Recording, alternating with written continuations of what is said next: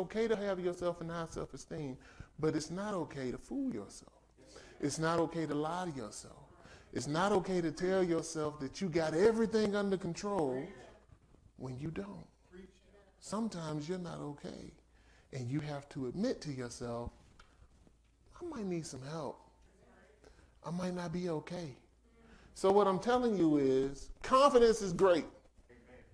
But when confidence starts going into pain, meaning you trying to just put up a front to show the world how good you got it and how much you got things under control, when really you don't.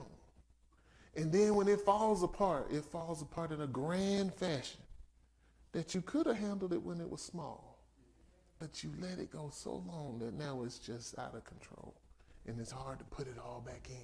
But you keep trying to bury it. I got it. You don't got it. You need some help because you're not okay. That's what we're talking about here today. The thing is, we have to remember it is okay to not be okay. Say it again. It's okay not to be okay. But it's not okay to stay there. You got to move, right? Because when you stay there and your mind starts thinking that it's okay to stay here, you got to remember, this is not your home, okay? So my kids they're not feeling good right now, right? They were a little under the weather. So I got quarantine. You know, I got too much going on, so I'm in the basement. I'm good.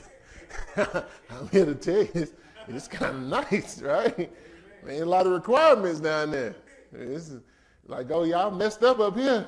My area clean, nice. I'm catching up on all types of shows. I'm binge watching stuff that I'm like, oh, that's me and Adrian show. This ain't hit play. You still watching? I sure am. Right? I'm watching, boy. I got it good. Go there, give me some water. How y'all doing? All right, y'all keep that up here. But I got to go back upstairs at some point, right? This is not my home. So I can't get used to it. But here's the thing. Once you start doing something for a little while, you get used to it. You'll be surprised at how many people get used to being disrespected, put down, looked at differently, staying in a place that you like, why you like living like this? They don't got used to it. You can get used to a lot of stuff. And sometimes we get used to being broken. We start thinking that's the way we supposed to be. That it's all right. This is how I'm supposed to be. This is what God want me to be. No, it ain't. You just done got comfortable in pain. Depression will get comfortable. Right? That mind state will get comfortable until it gets too hard and people lash out. And they hurt themselves. They hurt other people. It happens. We see it in the news all the time. People going through things. So don't think you're not going to go through something. Go to Psalms 34. Psalms 34, start at verse 15. It says, the eyes of the Lord are on the righteous, and his ears are attentive to their cry. But the face of the Lord is against those who do evil, to blot out their name from the earth. The righteous cry out, and the Lord hears them. He delivers them from all their troubles. The Lord is close to the brokenhearted, and save those who are crushed in spirit. The righteous person may have many troubles, but the Lord delivers him from them all. He protects all his bones. Not one of them will be broken. Evil will slay the wicked. The foes of the righteous will be condemned. The Lord will rescue his servants. No one who takes refuge in him will be condemned. So this lets us know we're going to go through some things. Some stuff going to happen. It said the righteous have many troubles. You're going to have some troubles. You're going to have some hardships. You're going to have some times when you look up just like people who not saved and going to have a meltdown, a problem, a distraction, a hurt, a pain. That's going to be very hard to overcome. But you have a difference in your life. You got God. He says he hears your cries. He listens to your pain. He assists you in your hardship. You got help. But you got to know that you need help. And sometimes we ignore God thinking we got stuff under control, that we only need him in certain instances. When it get real bad. Why we keep waiting for it to get real bad? Ain't it okay to know when you need a little bit of help?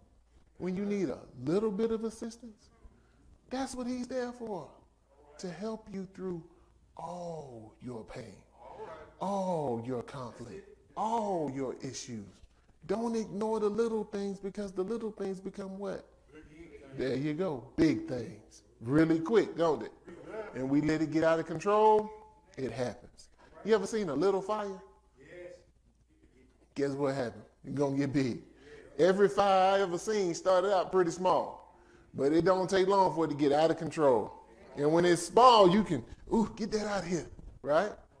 You sit there and throw a blanket on it. You sit there and stomp it, throw some dirt, throw some flour, throw whatever you want on it. But then when it starts getting too big, it's time to go. Let the fire have it. And sometimes the fire doesn't consume a lot of what we have. Started out real small, started out as a grudge, started off as a little pain, started out as an ache, started out as whatever.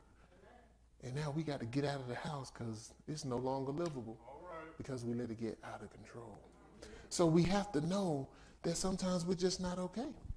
Sometimes this world is just a little bit hard. The world is hard. People are hard.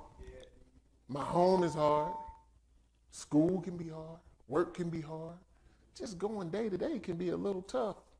It can be. And we have to admit that. And that's okay. But we cannot stay there. Because we'll ignore it and we'll just say things like, how you doing? Just doing me. Just got so much going on. Just so busy. Stuff just hard right now. Just going through life. Rolling with the punches. What kind of stuff is this? What kind of life is that? Who want to roll with some punches? Not me. I don't want to roll with no punches. I want to avoid them. Right? They hurt. Who want to go through pain? But we get so used to it because life is like that. You go to work and you know it, that person in there. Here we go. We don't try to get rid of it. We just deal with it. Here comes Super. Oh, here they go.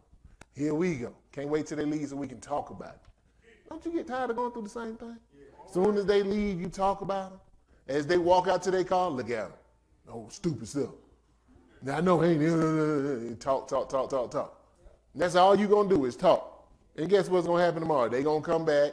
You're going to go through what you're going to go through. They're going to walk to their car, and you're going to look at them again, hating them. And then year after year, it boils and it boils. And then one day, they say the wrong thing to you. And you go off. And you tell them like it is. And everybody is on your side. Ooh, you told them today. And you hang up the phone knowing you ain't got no job. Because you told them a piece of your mind. And so while everybody cheering you on, now you hurt. Because you let it get too far. And that's just one example. The problem is we don't have peace, right? When you're operating in peace, you can do a lot more. But it's like, how can I operate in peace? You just told me the world is hard, stuff is hard, life is difficult. Now you want me to operate in peace? Yes, you have to live in peace. So even when you're going through your most angriest moment, you still have peace. Think about any action movie you've seen. The star never goes above so much from an anger level, right? The person in control, you think of Bruce Willis, right? All his action movies, or you go back to Bruce Lee, or whoever you want to go to. They're always calm because they're in control.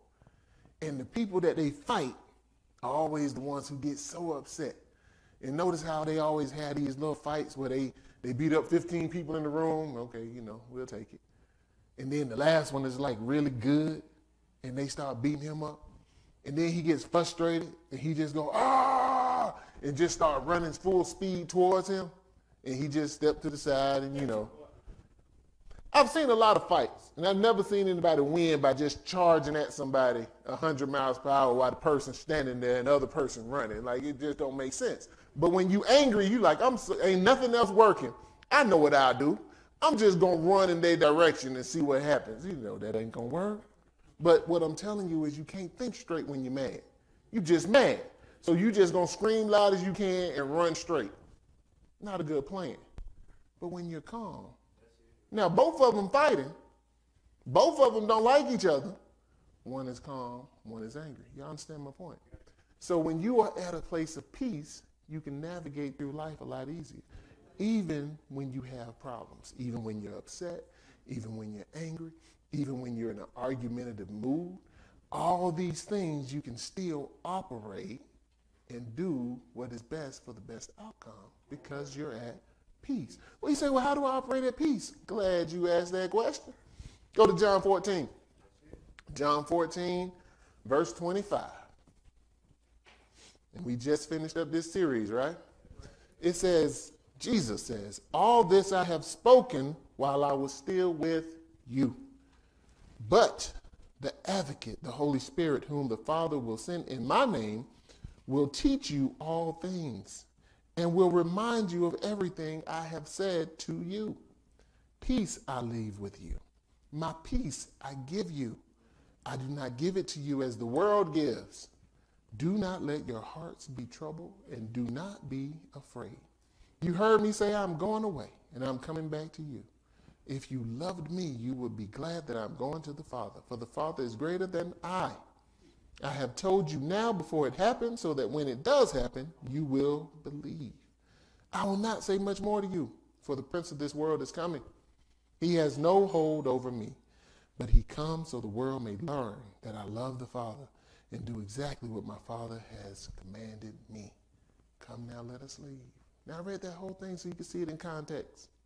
He's leaving the spirit of peace, knowing that hardship is coming.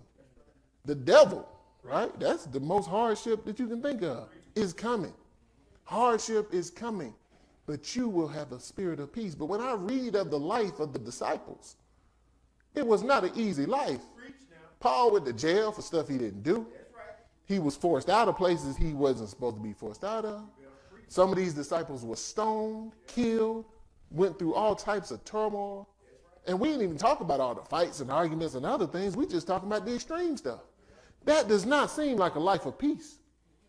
And if you telling me, if I'm supposed to go out and I'm going to tell y'all right now, if somebody was after me trying to kill me, trying to hurt me, you know, you got to preach on Sunday. We might have to miss that one, right? We're going to have to catch this dude, right? We're going to be guards and everything else. And as I'm teaching, I'm going to be, all right, like I said, you ain't going to get a lot out of this lesson. I'm a little nervous up here. Somebody after me. And now we talking about 15, 20 people outside with some rocks. I'm going to be thinking like, as I'm talking, that ain't no exit. That ain't no exit. All right, I'm going to need y'all to leave first. I'm going to change clothes with you, right? We're going to figure something out. I'm not thinking clearly. These people were still teaching the gospel, standing up churches, doing all this stuff while people were trying to kill them. They were operating in peace while in a world of turmoil. That's not easy. But it says in 1 Peter 5 and 7, cast all your cares or anxiety, it says, on him. Because why? He cares for you. So cast all your cares on him because he cares for you. Ain't nothing you can do about it. But cast it to him. Now here's the thing. I gave you an extreme case, right? Here's disciples being killed. Yeah, that's right. You're supposed to pray you go to God. But they ain't got them kind of problems. My problems, small problems. He said all. There are no small problems. Problems are problems. Problems are like stalkers. They just show up places. You don't get no peace if you got a stalker. It's not a nice place to be. Okay? It's a weird place to be. I never thought I would be in that situation, but I was at one point. And you know, ain't time to say, oh, I'm going to catch her. I'm married, man. I'm off the market. I do stuff just because I like to do it. So I'm not out here trying to get nobody. But when somebody after you, because they so-called like you, I didn't even want to take my trash out. All right? I'm going to take the trash out.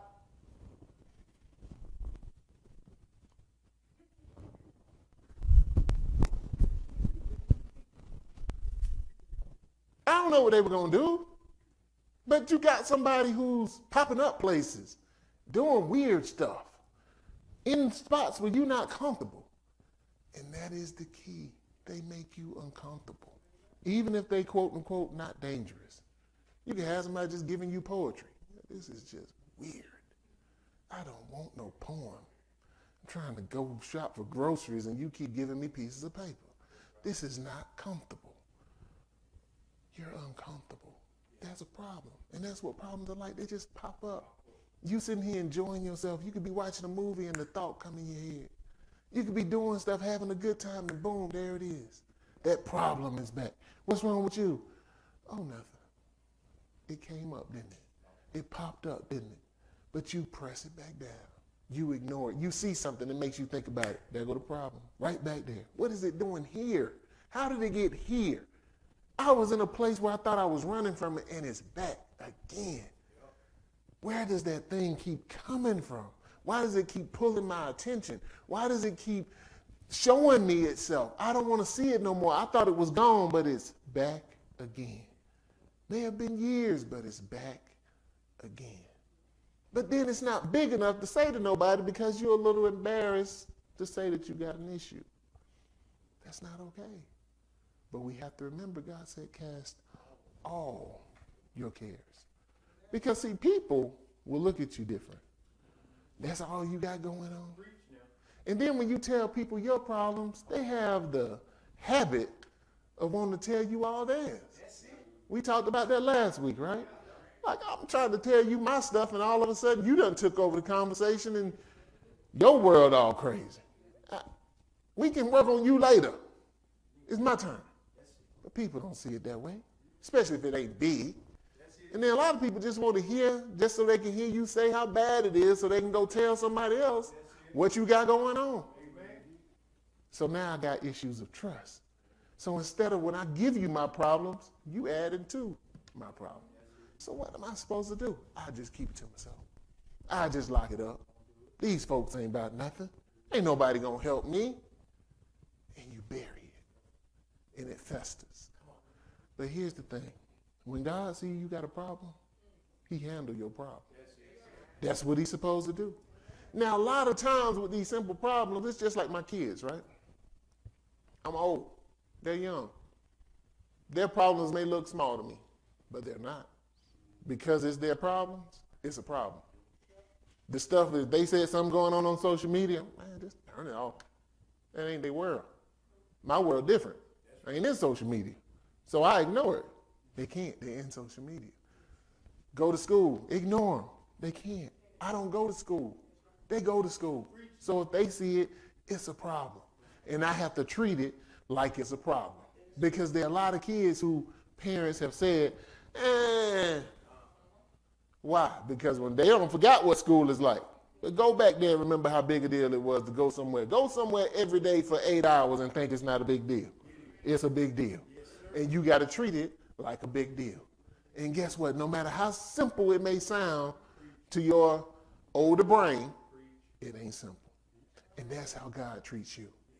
It's not simple. Sometimes it could be money. Sometimes it could be just the outcome. Sometimes it could just be, I want this relationship. I want this love. I want to be here. I want to go there. I wish I could. Maybe it's a problem. All that stuff may sound simple, but it's not. It's stuff that's important to you. And you are not a simple person. So stop making yourself small along with your problems. Because if you make your problem small, you're making yourself small. That's it. You may have some money. Don't mean you ain't got no problem. You may have a nice family, nice house, nice cars. You may look like you got it all together, but you don't. You ever notice people with stuff do a lot of stuff, right? Why? Because they ain't got nowhere to go with their problems, because don't nobody want to hear it. Everybody want what you got, so you ain't got no problem. I wish I had that. Who are you to be talking about? Look at what you got. You should be happy. Ain't that the worst thing to say when somebody tells you got a problem? They tell you that, no, you should think about all the goodness that God done gave you. I'm not ignoring it, but I can't ignore this stalker of a problem that I got. It's still here. Right?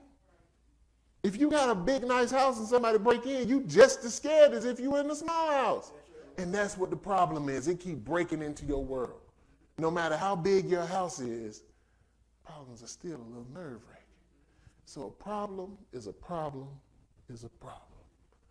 And we got to handle it just the same. Because you are not a simple person. Sometimes it could just be as simple as I want to be here. Lord, I know you got me here. And I thank you, but I feel I should be here. It could be a job. It could be money. It could be a place in a relationship. It could be anything. I know I need to be here. But how do I get there? And that's the problem. I can't figure out how to make that step. I can't figure out how to get there. And guess what? That's okay too. Because he is the one who leads you the way you need to be. And you know you can get there in him. Go to Romans 8. Go to Romans 8. Because sometimes we gets a little hard for us. But it says in Romans 8, in the same way the Spirit helps us in our weakness. We do not know what we ought to pray for, but the Spirit himself intercedes for us through wordless groans. And he who searches our hearts knows the mind of the Spirit, because the Spirit intercedes for God's people in according with the will of God. And we know that in all things, God works for the good of those who love him, who have been called according to his purpose. Even when you struggle to know what to pray for, the Spirit's praying for you.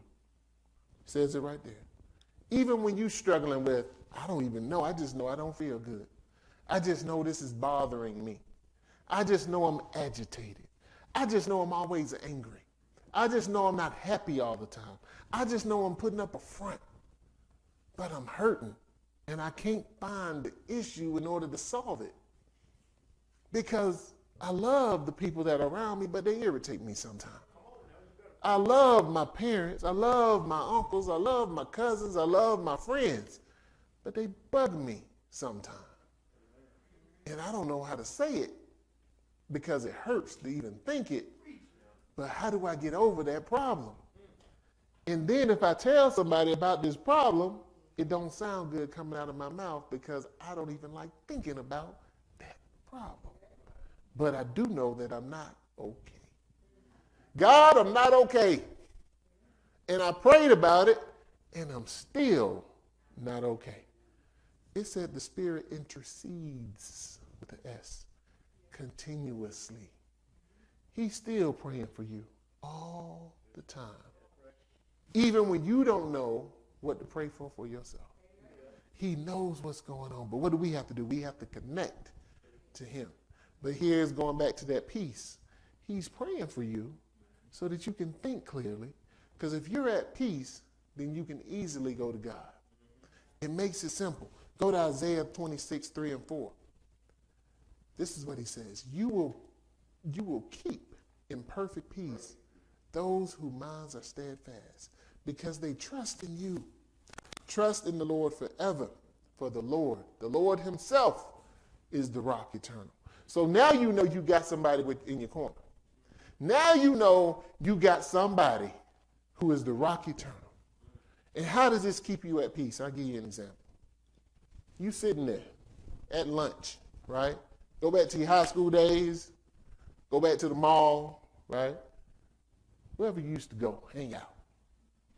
And here come that person you don't like. But you sitting with your friends. Or you sitting with that friend who nobody messes with. And the person comes up to you and they look at you. And you know, it's a lot in the look. Somebody look at you. What you looking at, right? They look at you or they say something to you. But you know, you got the upper hand because you got the people on your side, right? And you look over like, y'all see that? Look at them. What's wrong with them? Y'all heard what she said to me? We did. You in a good spot. You almost laughing at it because you at peace. Because you know you got the upper hand. I always remember just feeling the sense of power when you felt like you had the upper hand. It feels good. I go back to my old days again. I was at the club one day. Old days again. Downtown. Right? Old club. I forgot the name of it. I remember the name of it, but they ain't gonna say it. Right. So, old club. I'm on the dance floor, dancing. Now, I was in school, so a lot of my buddies came, right? And usually the people that I remember, I'm like the shortest one, right? I was always hung around taller people. Mommy said, what y'all these tall folks around? I don't know. Everybody 6 foot, 6'6" plus, right? So we in the club, we dance, and it's like 20 of us. It's a lot of people. And I remember bumping into this guy. And he was with the girl, so, he felt like, oh, yes, this is his time. And, man, he is going off on me. And I'm smiling because I know I got 20 people in here. And so I saw my buddy, and I said, and he's at me saying a bunch of stuff. And it's 3 of them. Never forget this. Love this story. 3 of them. He talking to me, giving me the business. They come up, they lining behind him, and they bad people up. Some of them play football, big dudes. And they standing there, they smiling too. And I said, man, you need to calm down. You don't want this to get out of hand. This don't scare nobody. I'm here to this is not intimidating. It's not meant to be. This ain't scary. It's okay, because this stays calm. When it needs to, it'll run too. But this is standing there. It ain't running this time. And I'm like, you need to calm down. You ain't gonna calm me down. That's all right. You want to do this? I suggest you turn around. And I let him go on. And they just said, y'all were here? And then he turned back around, man, we need to just stop all this violence. I'm like, I ain't starting it now. Wait. Now I'm getting mad, right? All to say it the whole time, I was like, man, this is going to be good. Yeah, right. Now I wouldn't do it today because these folks crazy. But back then it was kind of fun. But it was fun to operate in peace while you're watching somebody go crazy. Because I knew I had the power on my side. I had serious power. Now this is the worldly power, but when you think about God kind of power, all this stuff coming towards you, and as it's coming towards you, you looking behind it like, I suggest you turn around. Because, you coming at me, and you upsetting me. You are bothering me. I'm emotionally bothered because I was having a good time and you stopped it. But I suggest you turn around because I'm not here by myself. I got somebody with me, and the rock is with me. Something that nobody is bigger than is with me. So whatever problem you bring into me, I suggest you turn around. Because you're looking at me as though you're just coming at me. And I will admit, I'm not going to beat up 3 people. And I can't defeat this problem by myself. But I suggest you turn around. Because at the end of the day, what's going to happen is, you ain't got to throw a punch. I'm going to be the one. Oh, hold it, let me get one in. That's going to be me. Right? And then that hurt. Y'all keep going on. Right? That's a nice place to be. Honestly. You don't have to fight is what I'm telling you. He says God has you. Y'all don't understand. Go to Psalms. Go to Psalms 23. Go to Psalms 23. The Lord is my shepherd. I shall not want. He maketh me to lie down in green pasture. He leadeth me beside the still water. He restoreth my soul. He leadeth me in the paths of righteousness for his name's sake. Notice everything is him doing it. Yea, though I walk through the valley of the shadow of death, I will fear no evil, for thou art with me. Thy rod and thy staff, they comfort me. Right?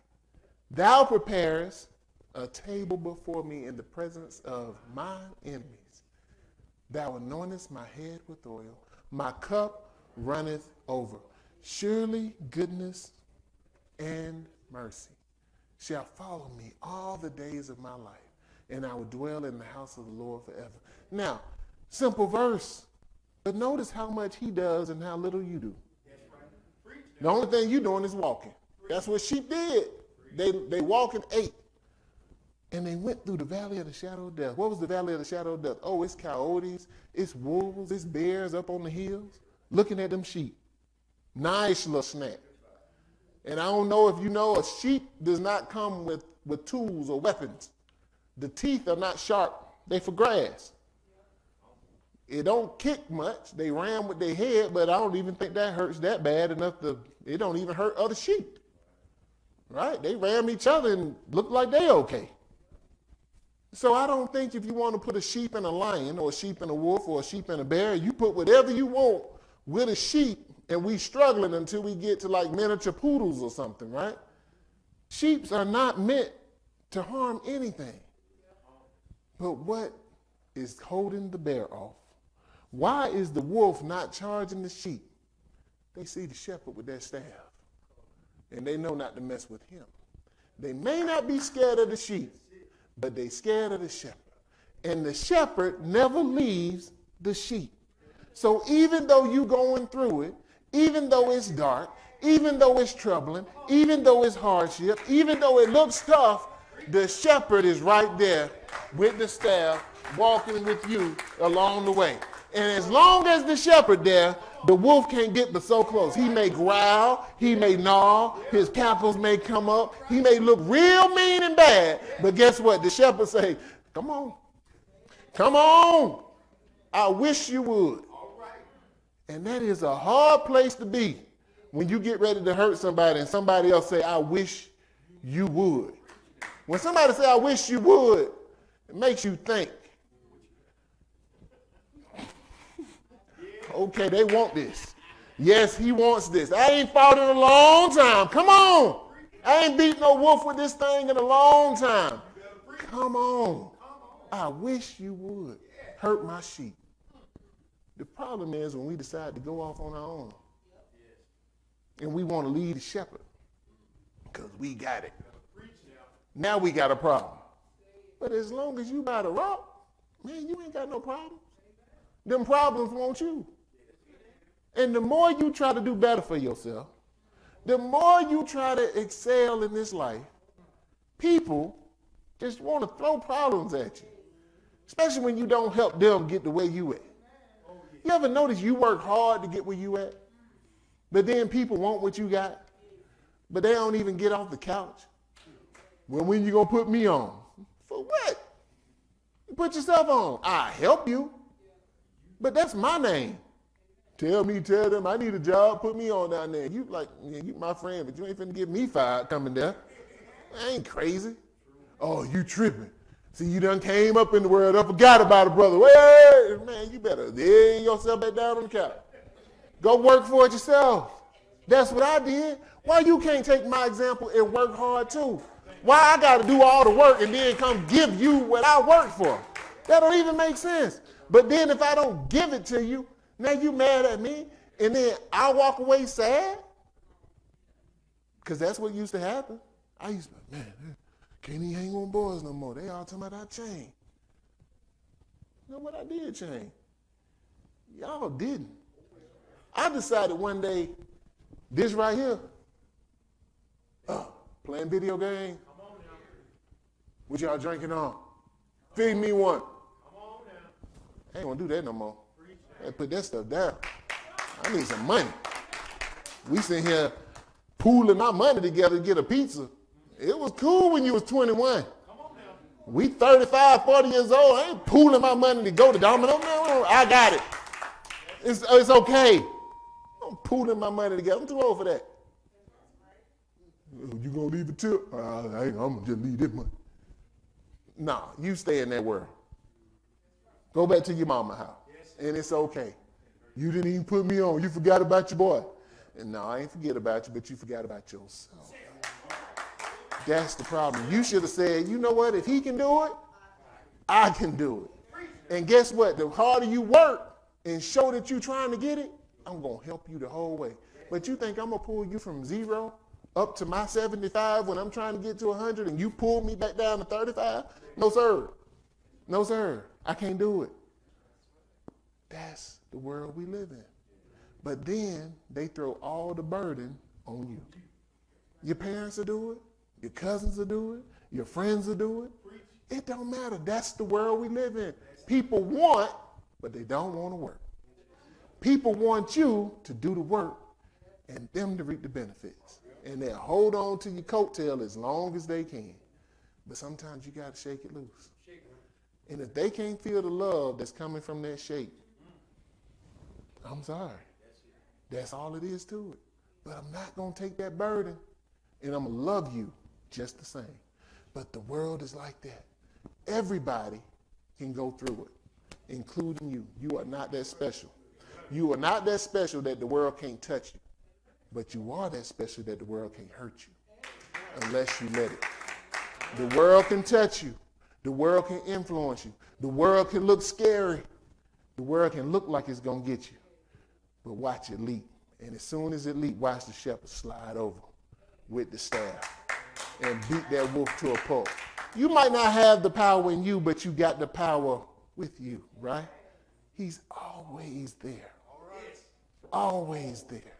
So let's listen. The power of God is a beautiful thing, that it allows you to operate in peace even when it's not a peaceful situation. People will be surprised at how calm you can be. And I tell my kids that, but I'm dad, right? I'm just a guy. How am I supposed to, they ain't just ignoring stuff. So when I see stuff, I highlight it. Like, see, that's what I'm talking about. So I got a friend here today, Miss Bree. I'm picking on you. Now, this young lady here, don't let her fool you. She's hard. She's a personal trainer, and Lord have mercy, she hurts. All right, I ain't go this past week, but it was an occasion at the gym. Somebody was irate, and this young lady handled the situation great. And I ain't go into details everything that happened, but my kids were there. And I told her, I said, you know what, thank you. That's a great example. Because you need those type of examples to show how somebody can act calmly in a hostile situation. Because if we don't handle ourselves accordingly, we are bad examples for the world. People need to see that you don't always have to match people's energy, because you have to remain in control. Now, if you take our bishop, right, very calm individual, if you went to the mall or to a place and you saw him just cussing somebody out, you just walked up on this situation and saw him just talking about it, and people got to hold it back like he trying to get at him. First I'd be like, Paul, hey, what's going on, right? Now, you didn't see the part where the man just walked up and slapped him and kicked him and threw him, but it don't matter. Either way, you'd be like, man, he was acting like he was crazy. And then even if you saw the video, yeah, the man slapped him, but y'all should have saw how much he was cussing.